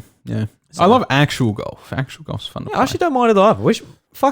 Maybe we should actually go and do it. We should sometime. Because when like people say, I went golfing today and had a 6-pack of beer and we had some good chats with the boys, I'm like, that sounds like fun. It does. It sounds good. Yeah. Because golf's fun. Yeah. I always did it when I was a kid. So S tier after that conversation. In fact, I used to run around with Tom and his dad because him and Peter are friends, and we used to go to the golf course and yeah. So that's how I have like a bit of history with Tom. Okay. So you used to be the ball boy. No, they really wanted to go golfing, but got stuck with us. So we just went. Bringing the goddamn kids. Yeah, that's all right. So what do you think between Earthbound and F-Zero on the B tier? Yeah, above F-Zero between and below Earthbound. That's what I mean. Yeah. So in between. Yeah. Sorry. Cool. All right, no worries. Okay, this one is pretty much dead in the water. Ice Climbers. Yeah, no. Yeah, that goes in the C tier. I don't know. It's not even C tier. Yeah, but C tier is what we're considering the lowest. Yeah, okay. So yeah, put it down there. So put it below. Yeah. Unfortunately, the thing with Ice Climbers is the only thing that they're known for now is Smash Bros. Yeah, and that's it. We didn't I didn't have a Nintendo Entertainment System when it was relevant, so I wasn't playing Ice Climbers when. No, it might have been the latest and greatest hit from Nintendo. So it was only me going back to it, being like, yeah, right. This is kind of annoying. So not much history there. No, neither. To be completely honest with you. Okay, Mario Kart. I think that's pretty obvious where that's going. Yeah, right up the top. So, is it above Animal Crossing though? Yeah. Good. I have to double check with you. So Mario Kart, for very obvious reasons, it is the quintessential party game. Pretty much, everybody knows how to fuck a Mario Kart. If you get a Nintendo platform, whether it was a Super Nintendo or Nintendo Switch, you got to pick up a copy of Mario Kart. That's right. Whatever's available on it. Yep. Becomes bundled with most consoles in most cases. It is really just a solid experience, especially Mario Kart 8. It is just definitive as hell, and they even started introducing it more franchises into it as well. So Zelda and Animal Crossing, very recent examples. It's just like, what do you do if you don't have Mario Kart on the S tier? Honestly, don't know. Who actually hates Mario Kart to actually be like... Take a good hard look at yourself if you're putting this in A tier, no, if you B tier. Yeah, no, to be honest, if you put it below S tier, like, just think about, like, growing up as a kid. If you always played Nintendo games as a kid, there's no fucking way you avoided Mario Kart. There is one person out there who's like... I don't know, let's say... I've never played Mario Kart before. Yeah, let's just say there's like a purely single-player game. Just say Fire Emblem. All you did is play your strategy RPGs. Since you were 5. Yeah, and Mario Kart is at the very bottom. Like, I hate playing with people. I just want to strategize. And I'm sure there's people that are like that. But of course, yeah. I think they can all recognize like the worth of Mario Kart as a series. It obviously spawned Crash Nitro Kart as well, Yeah, just like, yeah. It wasn't like the first arcade kart racer, but it was definitely the one which was... It was one with an iconic franchise, though. Yeah, and it was one that, every sort of game in that genre sort of replicated. That's exactly right, yeah. There's always, like, a version of the green shells, a version of the red shells, a version of the banana, Yeah, a version of the first place fuckover. Yeah. Yeah. So, definitely up there. So, Kid Icarus, which is very interesting because, to be completely honest with you, I think it belongs in A, but they still won't fucking do anything with it. Yeah. Uprising was an amazing game, and it's like something that we look at constantly, and something on our wish list for Smash characters for a long time has been Hades, because he's just such a flavorful character. And hey, pretty boy. Pretty boy. And Uprising was awesome, and I loved it so much. I even loved playing the multiplayer and like mixing around with the weapons and like creating some fast. You're there with your tiny original 3DS with like your your little slide out stylus, and like just 360 no scopes. So. Yeah, I loved it, dude. It was so good. And obviously it took the franchise ages to get back to that point where it's respectable, and it was thanks to Smash Bros that really pushed itself back up there. So there was Uprising, which was just an amazing sort of reimagination of Kid Icarus from Sakurai after he created Super Smash Bros. Brawl. But the original games in the series, the one on Nintendo Entertainment System and the Game Boy, they were obviously completely different, just like hard as nails sort of action platformers. The way, a product of the time. Yeah. Whereas Uprising was very flavorful, full of story, and definitely a lot of personality. On rails, sort of third-person shooter. And it was awesome. Yeah. It was awesome, though. It's sort of hard to like judge it as a series because they just recreated the whole thing. They did. And they obviously made Pit's new design for Smash Bros. Brawl, and they reacted to the reception of it. It was really good. And it was just like, holy crap, And then Sakurai was like, I'd like to do something with this. And it happened. And it happened in the best way. That was an awesome game. While it was plagued a little bit by stylus controls, it was plagued a fair bit by the 3DS's limitations, wasn't it? Yeah, but imagine seeing that these days. It could be so good on a Switch. Every now and again, Bryce, you know what? I do shut my eyes and I think about... Yeah, that's right, yeah. What about that? What about Icarus game on TV? I'm very hopeful for it, and I really want it to come back. I think it sits A, but lower A on the list. Yeah, because we always say, like, if there's a Nintendo Direct with here's a WarioWare game and Kid Icarus, we're like, that is what's going to lose my shit. Like there's going to be like Breath of the Wild 2 when it finally gets release date and stuff. That's going to be very exciting. But we're always going to get Zelda. We're always going to get a new Mario. That's always going to be exciting. But I agree. There's these sort of like underlying franchises where we're like, I'd like to shake my nunchucks. Thank you very much, Wario. Absolutely. All right, so Luigi Mansion. Sorry, where did we put it? A tier. A tier. Yeah. Bottom of the list. I like that. Yep. So Luigi's Mansion. This is difficult because these days, especially with the third one, has been very good. But I didn't play the second one. Didn't you? It was good. It was like a lot more sort of level based, and like you go from mansion to mansion, so it's not just the one mansion, and that kind of took away from it a little bit because you didn't get to explore the one mansion and really get the nooks and crannies and just the whole point is that of Luigi's Mansion. So I suppose, and that's sort of been an issue with even other franchises like Resident Evil and stuff, where like, the mansion was just such a big character in Resident Evil games where nowadays.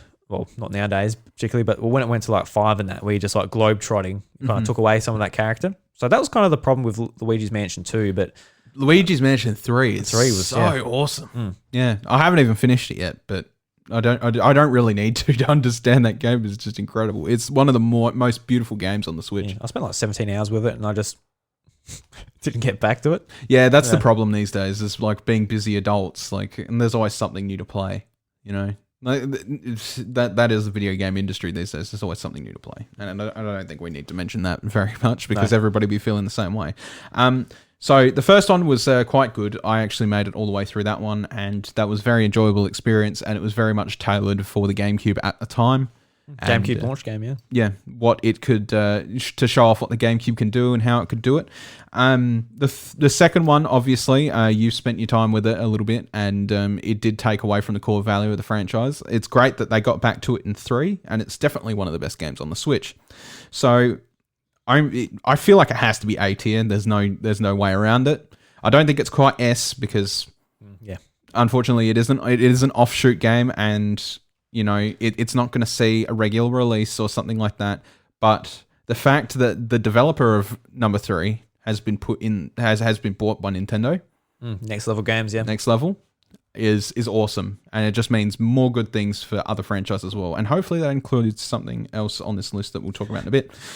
So I want to put it in A tier, but I don't know where to put it. We've got in order: Fire Emblem, Bayonetta, Donkey Kong, Kid Icarus. I'll put it at the bottom of A. Bottom of A? Yeah, I'll put it under Kid Icarus. Okay. Personally. Kirby. Now this is hard because Kirby spans a couple of genres now in some sort of respect. Yeah, it spans a lot because whenever they want to experiment with something, they always slap Kirby into it. That's exactly right. We're not so confident we're going to put Mario or Link into it, but we'll put Kirby there. Think like Ride or the Magic Paintbrush games, or the general Kirby games, I guess, or the co-op experiences with the Magic Mirror, or stuff like that. They did the Kirby Fighters games. The That's second right. one that came out on Switch. The RPG game, yeah. Yeah. There's a lot there. There is a lot that Kirby sort of goes into. And I think that's kind of obviously resolute with his character. He's a very, moldable character into what he needs. Personally, looking at our tier list so far, I think at the bottom of A. Bottom of A. So below Luigi. Below Luigi's Mansion, I think. Cool. But I think he's like a great character. He's the best all-round character that they've got. Yeah. Because like you said, they just chuck him in things. And it is kind of par for the course for Kirby to adapt to his placing, I guess. His abilities, yeah. His abilities and stuff like that. That is the point of that character. So it only makes real sense that they would use him as the experimental character. By all means, yeah, I think A is probably the best place for him. So big one. A big one, Super Mario. Super Mario. I think for both of us that's pretty obvious. D. I haven't played them. Damn. All right. Yeah. Damn. At the fucking top. What are you doing, bro? Yeah, but is it below Animal Crossing? Is it above Animal Crossing? Is it below Mario Kart? Is it above Mario Kart? It's above Mario Kart. You reckon? Yeah. Okay. Well, what do you think? What are you thinking? Okay, so it's a bit difficult because I love Mario games. I really do. But there is a point of repetitiveness with them that can be a bit jarring. Right. Okay. So 2D games over the course of the last decade, I think it's a bit over a decade now, right? The apparent repetitiveness of those games, the new Super Mario Bros. Series in particular, to be completely honest, I lost interest after the first one. Right? Yeah. I thought I'd have interest in New Super Mario Bros. 2. Never played it through to the end because I just could not be bothered. I liked the idea of going back to Retro Mario for an experiment and just playing around with it, but they overcooked the egg. Oh yeah, and went far too far with it. The DS one at the time was like, oh my god, they're putting like the 3D mechanics in a 2D Mario game. You can triple jump, you can wall jump. It looks like Super Mario 64 DS at the time, which was it looked incredible at the time on DS. Yep. Then they released the Wii one. It's like, oh, that makes sense, I guess, because that co-op and all that, and it was a big hit on DS. So I never actually got the Wii one. It was too expensive. It was like $80. Yeah, I'm like, I'm not buying it for $80. No, but I bought the other two, and the other two were just like it was comfort food at that point in our lives. So and then it got even lazier as time went on, and they put a version on Wii U where you kind of like, all right, guys. No worries. 5 players this time. You can make platforms for your friends. Okay. Mm-hmm. But then they went even lazier than that, and they just ported the Wii U onto the Switch. Yeah. Right? So you're kind of just like, all right, where are you going to this point where it's just milking it, right? It feels like they're finished now. Hopefully. Unfortunately, though, that's been the stagnant problem with it for years. And personally, like these days, I'm much more of a fan of 3D Mario games, simply because they tend to have the more variety. Obviously, you've got Mario 64, which is quite a basic Mario 3D game now when you think about it, but then you also got Sunshine, and Sunshine added in a whole capability with Flood and things to do with water and what you could do with it. Mm-hmm. And then you had Galaxy. Galaxy was just incredible, down to the orchestrated music and the gravity mechanics and the things you could do with the idea of jumping around planets in space. Same with Galaxy 2 to a degree, even though I don't enjoy it as much because, to be honest, it is just more. Yeah. If DLC was a thing back in the day, I'm dead certain they probably would have just slapped it on as a DLC pack and sold it for $50. Yeah, maybe. But it's still a massive game. It was like a brand new game though. It wasn't like reusing anything really. Yeah. Still, the engine's the same. Yeah, of course, yeah. At the end of the day, I think, if we were living in the DLC era at the time, probably would have just been DLC. More Mario Galaxy. And then Odyssey is fantastic. I don't have to say much about Odyssey. I think everybody understands why Odyssey is fantastic. You can play as a nut. All of those games, while they had... Yes, you can. With all of those games, obviously they had decent amount of times between them and stuff like that, and that makes refreshing it a bit easier and stuff like that. And adding in the new stuff, it doesn't really hinder the point. But in classic Mario games, when it was like Mario 1, 2, 3, like the differences between 1, 2, and 3 were more abundant than the ones from New Super Mario Bros. Oh yeah, because there are differences. Yeah, and world even, like adding into that to make the 4 up with the same amount that the new Super franchise has. Yeah. There was more difference back in them than there was in New Super Mario It's Bros. definitely a shame that the last decade was just so stagnant as far as the 2D games go. And Yeah. I hope they change it because at those times, I was a big fan of the Rayman games and what Ubisoft were doing with that animation style and all that. So I'd love to see Nintendo like take on a really quite beautiful looking type of animation. Me too. And I mean, like, fuck, Yoshi's Island was that when that came out too. Like, it was very much very similar, being a platformer for what it was, but with Yoshi abilities and a bit more to work with, right? But they don't take those kind of risks these days with old Mario titles. Yeah, it's going to be hard when we get to a couple of these big ones at the top, isn't it? I know. Yeah, that's why I'm trying to. The next ones hopefully will be pretty quick to get through. So the question is do we leave it right at the top? I don't know. It's so hard to choose between. Let's leave it there for now because we've got a couple more to add up there. Yeah, that's right. So we've got Metroid next.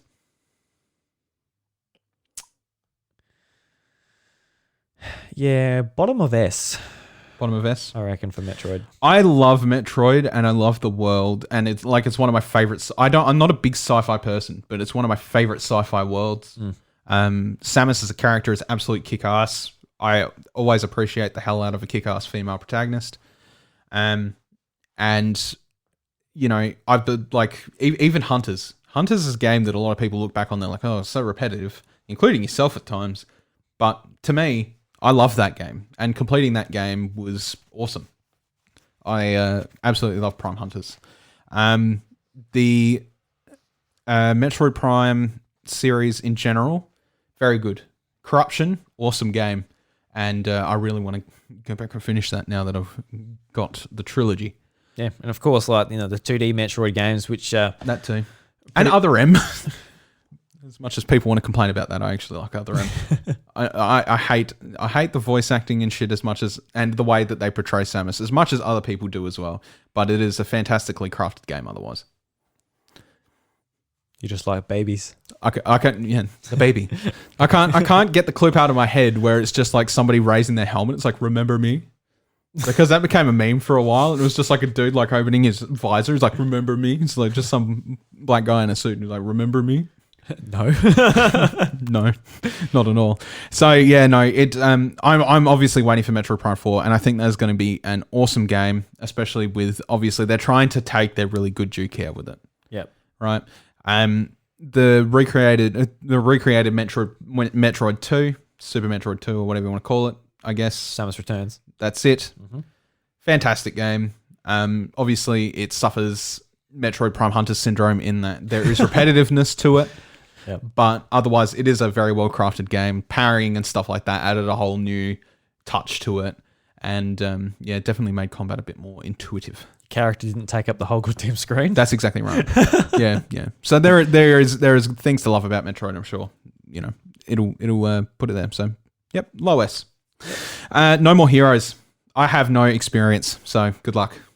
I have a little bit, but don't know, it's in D. Let's put this into perspective, because you haven't spent much time on Bayonetta. You haven't spent much time in No More Heroes. What do you appreciate more? Bayonetta. There you go. Yeah, that says enough. All right. Not that I don't like, the concept of Travis Touchdown and all the goofiness and the jokes and all that shit. I love it, but I just didn't have the time for that, at the time, and I don't really have the time for it now. I will play it eventually. Definitely sounds like it'd be a fun time. Definitely seems like it'd be a fun time in general from what I've seen. Yeah, because I bought them cheap on Wii, and I played through them a bit, and I did enjoy them. I played number 1, and I think the way it used the Wiimote and that was fun at the time. Intuitive. Yeah, it used it for the beam sword. And when you got a phone call, you hold up the Wii speaker to your ear and that type of thing. But I don't know. It's another one of those franchises. Yes, number 3 is coming exclusively to Switch this year, but the other 2 games they're everywhere as well. Yeah, that's got re-released on PlayStation 3 with Move controls. Yeah. So C what? C. Yeah, C. Yeah. All right. High C or low C? High C. High C. Cool. All right, Mario Party. Let's knock this one out real quick. New Mario Party was bullshit, and a Wario that moved 2 spaces the entire 10-turn... was it 10-turn game we played? Yeah. So we played it before the podcast because I hadn't played it yet. A Wario had moved, no shit, 3 spaces the entire game before being knocked back to the start constantly over the course of the entire 10 turns. Never won a minigame. He won the game. Yeah, well, all right. That is Mario Party in a nutshell to some degree, but that's just horse shit.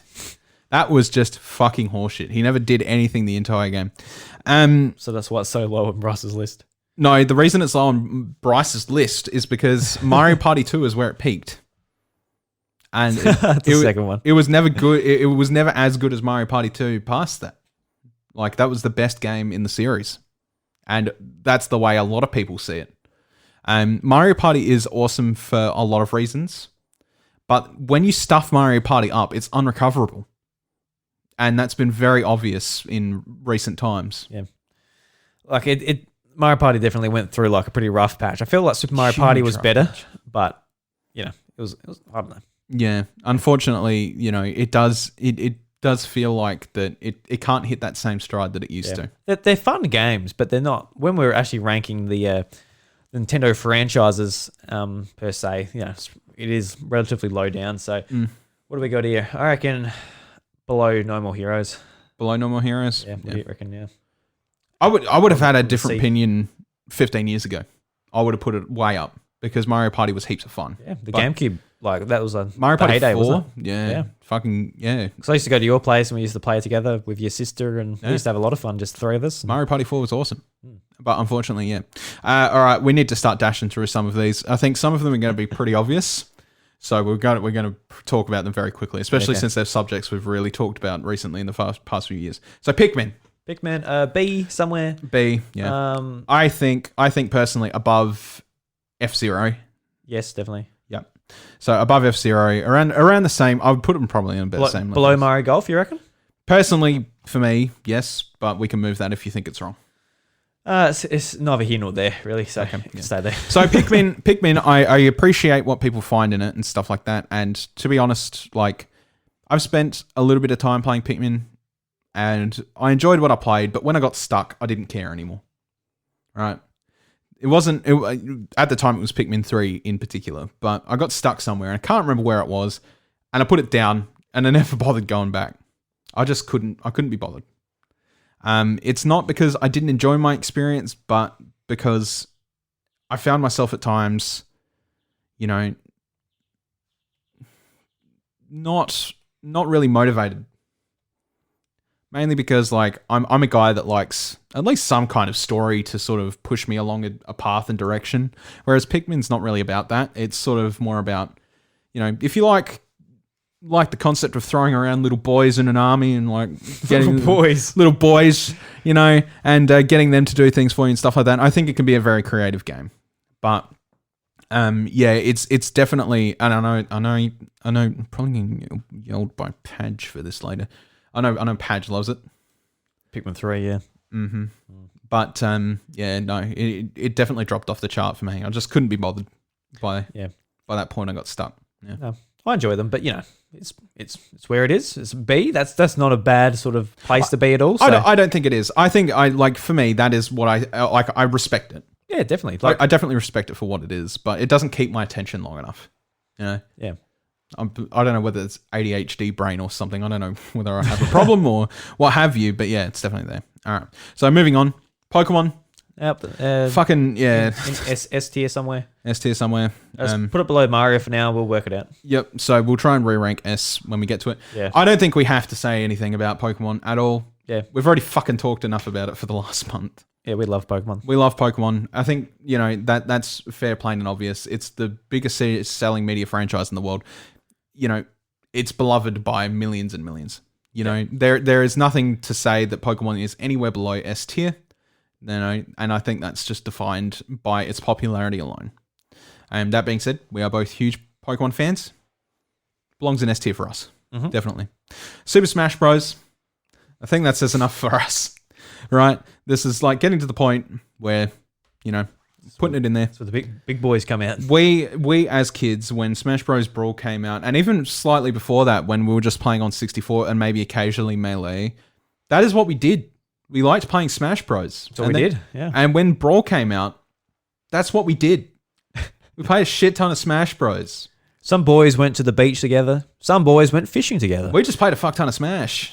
Us boys, we played a lot of Smash. We went to a Nintendo Connection tour pretty much to play Smash a day after Smash came out. Yeah, I had no idea how to play the bloody game. I had no fucking idea how to like play it to a decent level, but we were still we were still dedicated enough to go and play Smash. You know, so you know, for us that is S tier, and it's grounds for S tier, and it helps that Sakurai's an amazing human being. So yeah, we'll reorganize the S tier later. Yep, figure it out. Splatoon.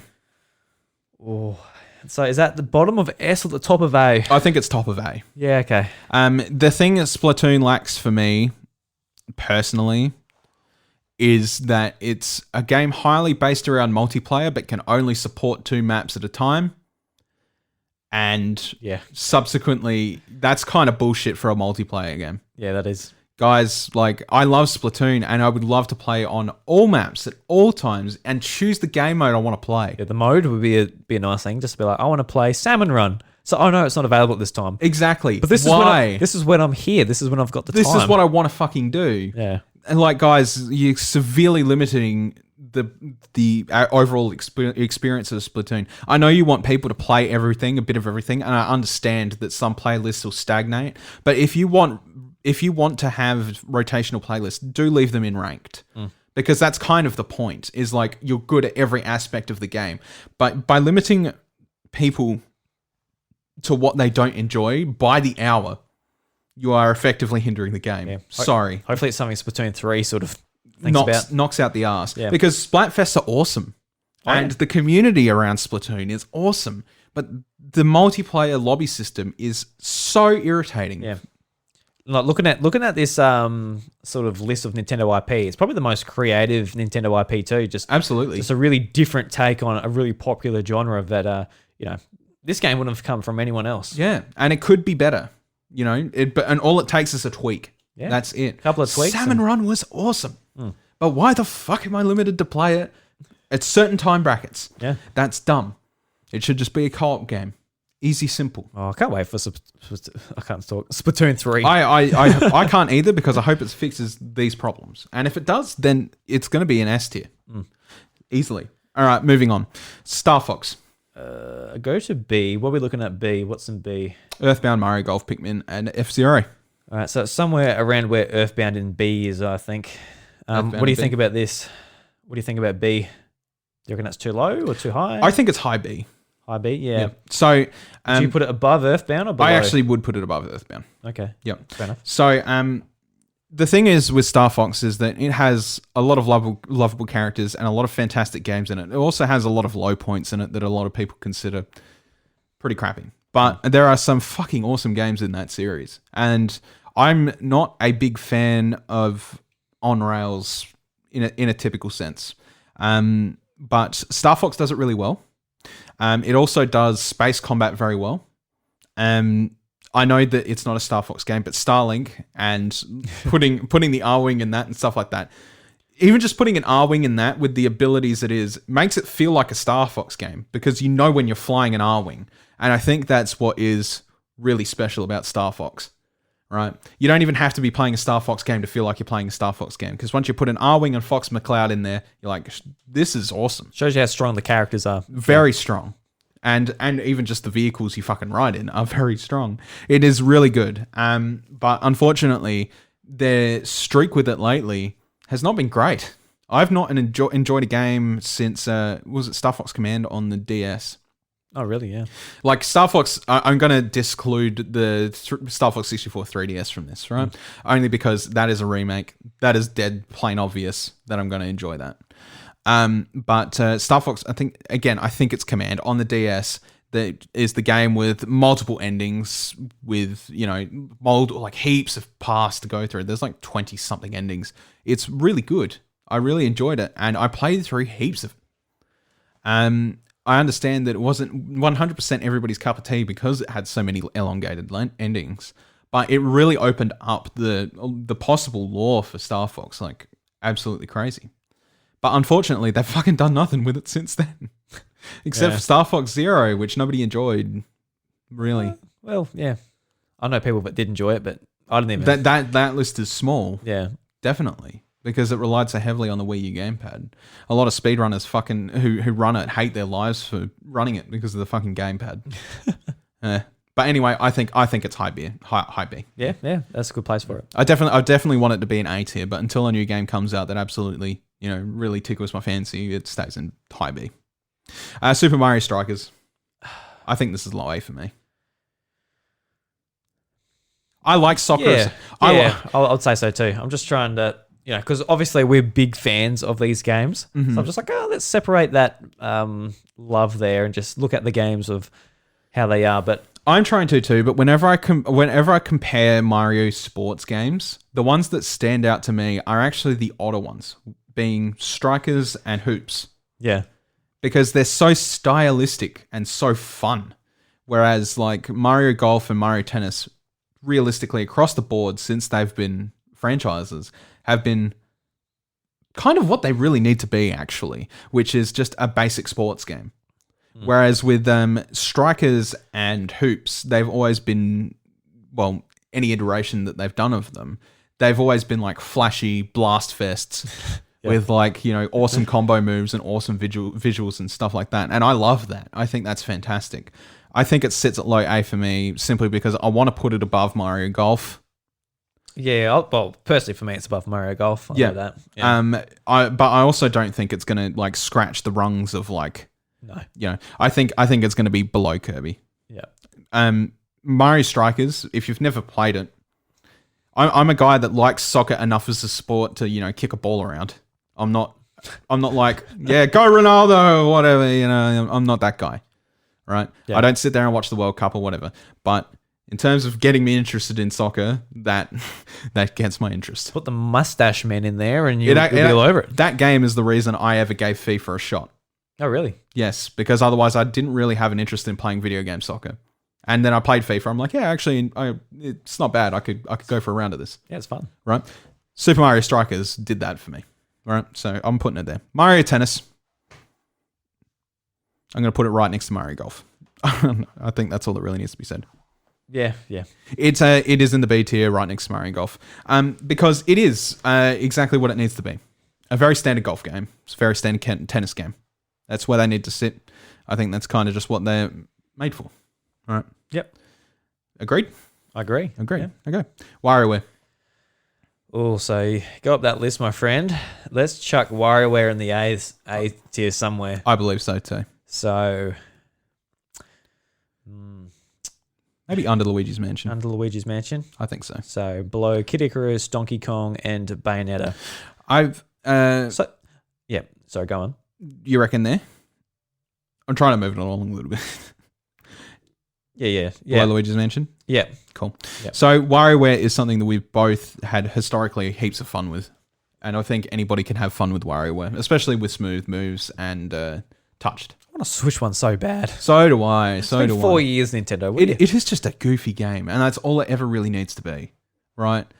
The fact that all we've seen since then is really subpar WarioWare titles has been nothing but frustrating, unfortunately. Yeah, but we had Gold. It was a good game, but Gold was great. It's just like remixed. Yeah, it's remixed old games. Yeah, it was the Mario Party top 100.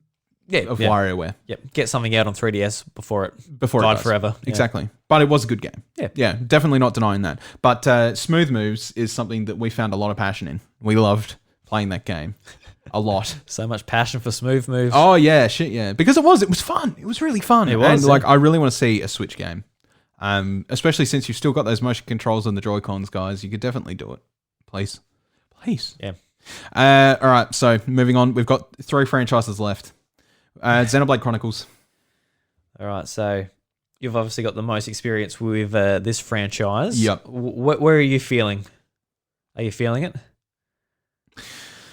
I'd like to say I'm really feeling it because, to be honest, Xenoblade Chronicles 2 is one of my favorite games on the Switch. Xenoblade Chronicles 1 is arguably the best crafted Wii game in just how they managed to fit so much in such a small capacity. Yeah, definitely. Like, it is an absolutely incredible experience. The team helped make Breath of the Wild possible. They have an absolutely huge like repertoire in that. Xenoblade Chronicles X has one of the biggest open worlds I've ever seen, with some of the most to discover in terms of like scenery and, you know, just beautiful things. It's a really good chill game to like run around in and fight things, but also see like huge environments and stuff like that. Yeah. And a lot of variating ones too. So, you know, I personally hold a lot to Monolith Soft because I never really thought when I heard the name Xenoblade originally that I would really care. But as time has gone on, I really care about Xenoblade Chronicles as a series, and it's like it's their premier JRPG at this point. All right. I kind of want to put it in S, but I kind of want to put it high A as well because I still feel like there's more to be done with that franchise to really solidify it. You know, I feel like if we're not putting Fire Emblem in there, it's hard. We can't put Xenoblade. I don't know. I don't know. How do you feel about that?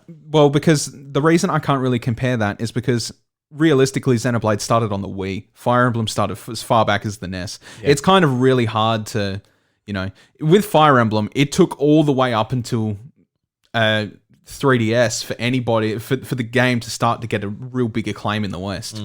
Xenoblade Chronicles didn't really take that long. It got harped for to be on US shelves. Yeah, they had a whole community of people going, we want this in the US. Yeah. And that passion brought it to the US. It was a big deal. Huge deal. So it's hard because like Fire Emblem didn't have that kind of repertoire or, you know, that fandom behind it to be as that franchise could have died in the water if it weren't for Awakening. It took way too long for it to kick off the ground. But Xenoblade Chronicles was demanded for, which makes it really hard. That's why I'm like low S or high A. I think probably high A for safety's sake. Yeah, probably for safety's sake. Just because we're going to have a couple to rearrange in S here. Yep. Which we might do later, actually. We might have to do that on another episode because there's going to be a lot to talk about. There's a lot of things in S tier. All right, two more. Yoshi series of games. I reckon around Kirby. Around Kirby, yeah. Yeah. I think that's, because they are just, they're platforms with, Mario platformers with a twist for what it's worth. You know, there's some gimmick to them, what have you. I love Yoshi games. I love them dearly, but I do understand that, you know, they haven't had a great history, especially recently. Even if I've enjoyed them, I know that, you know, Yoshi's Island 2 definitely wasn't on people's favorites list. Not being able to go back and play Yoshi's Story effectively, which was one of people's favorites because it was just the wackiest out of the bunch of them. Yoshi's Island DS was obviously loved by a lot of people. And then more recently, you've got Woolly World and Crafted World. I think both are very serviceable and they both hold very unique properties to them, but I just don't think they hold the same weight as the ice cream truck. They don't hold the same weight as the ice cream truck. Anyway. Yeah, I can just hear the ice cream truck in the background. I'm like, what the hell is that? So, yeah, I do think it's the same situation as Kirby. A lot of recent Kirby titles as well haven't really hit that same mark where people are just like, oh, yes, this is incredible and changes the series for me forever. It's kind of just been, yep, it's Kirby, or yep, it's Yoshi. So I definitely agree with you there. Yeah. All right. So we've got one more. Ladies and gentlemen, The Legend of Zelda. Yeah, in S, it's pretty obvious. S is pretty obvious. So we're going to put that there. Yep. All right. So Legend of Zelda obviously means a lot to both of us. You never got into Legend of Zelda up until your first one, which was Twilight Princess on the Wii, which I convinced you to buy. I'm like, please play it. I'm like, please, seriously, you'd be regretting it if you don't. You're like, oh, I've got WarioWare coming out, so I kind of want that as well. And I'm like, I'm sure it'd be fine, but Zelda. Don't underestimate the power of Zelda. And you didn't. You went and bought it. You loved it. I did.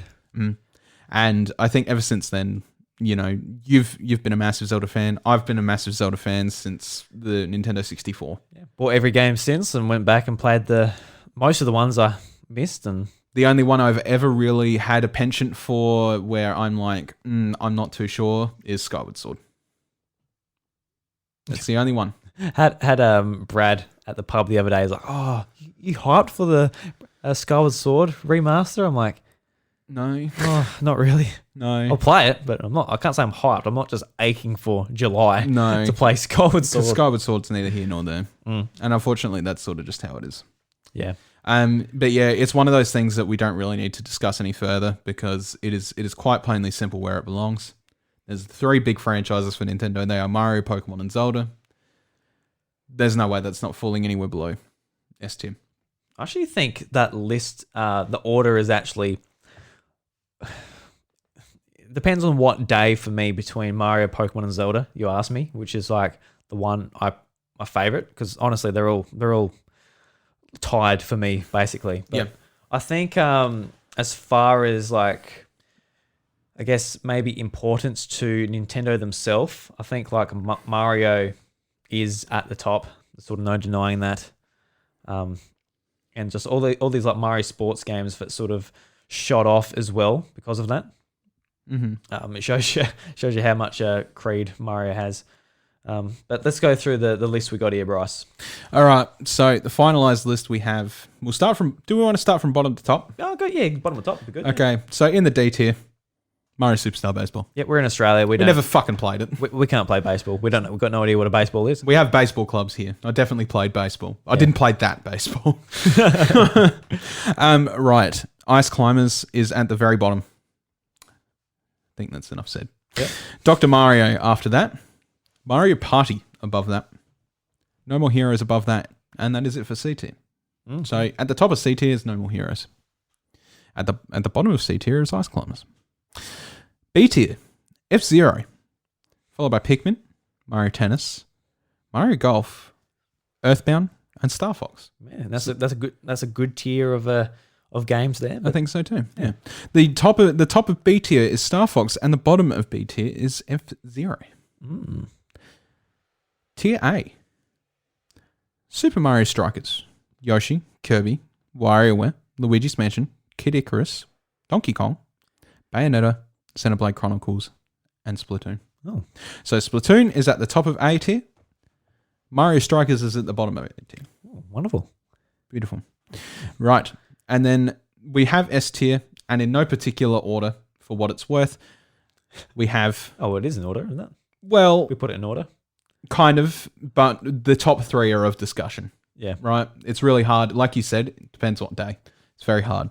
So we have Metroid, Animal Crossing, Mario Kart, Super Smash Bros, Zelda, Pokemon, Super Mario. So what we're going to say is Super Mario, Pokemon, and Zelda are at the top of S tier. Metroid is at the bottom of S tier. Mm-hmm. So that is our tier list, ladies and gentlemen. And if anybody disagrees with that, come and fight me. Fight! In Super Smash Brothers, don't bash me, please. But no, seriously. If you have differentiating opinions or you want to discuss, like, you know, where things sit on the tier list and, you know, where you think maybe we're misjudging something or what have you, join the Discord because that's what this is for. Okay. We did this here today just because, you know, a lot of people seem to be doing it lately and we thought it's a very good discussion point to sort of just maybe see where things sort of land on the tier list using a general already templated thing. So, there is definitely a lot there. I don't know. I might save it and we'll post it in the Discord and we'll get some discussion going around it. I think that'd be the best thing for it. Yeah, that'd be fun. Yep. Anyway, that brings us to the end of the show. It does. Everybody, thank you very much for listening to the House of Mario episode 180. If you enjoy the show, you can leave us a review on Apple Podcasts. You can follow myself at iDruby. You can follow the show at The House of Mario, and you can follow Bryce at IVRevan. What we said about before, the Discord community, come in. There's a link in the show notes in your podcast player, on YouTube, all of that fun stuff. Very, very cool. Bryce, anything else you want to add, my friend? I think that's it, my friend. I'm currently just posting this in the Discord. Oh, you're doing it straight away. No time wasted here. Just finish the episode, put it straight in. Yep, I'm going to put it straight there. Yeah. So that way, it'll be early before you even listen to this, but I'm just going to post under it in regards to most recent episode. Very cool. And then we'll discuss it. Excellent, my friend. All right, so Nintendo Jukebox this week is a Pokemon Diamond and Pearl Cynthia remix, and it's by Pokerus Project. So go and check them out on Spotify, Apple Music, all of your favorite music platforms. And until then, the doors to the House of Mario are closed. We'll catch you later. Beautiful. Bye.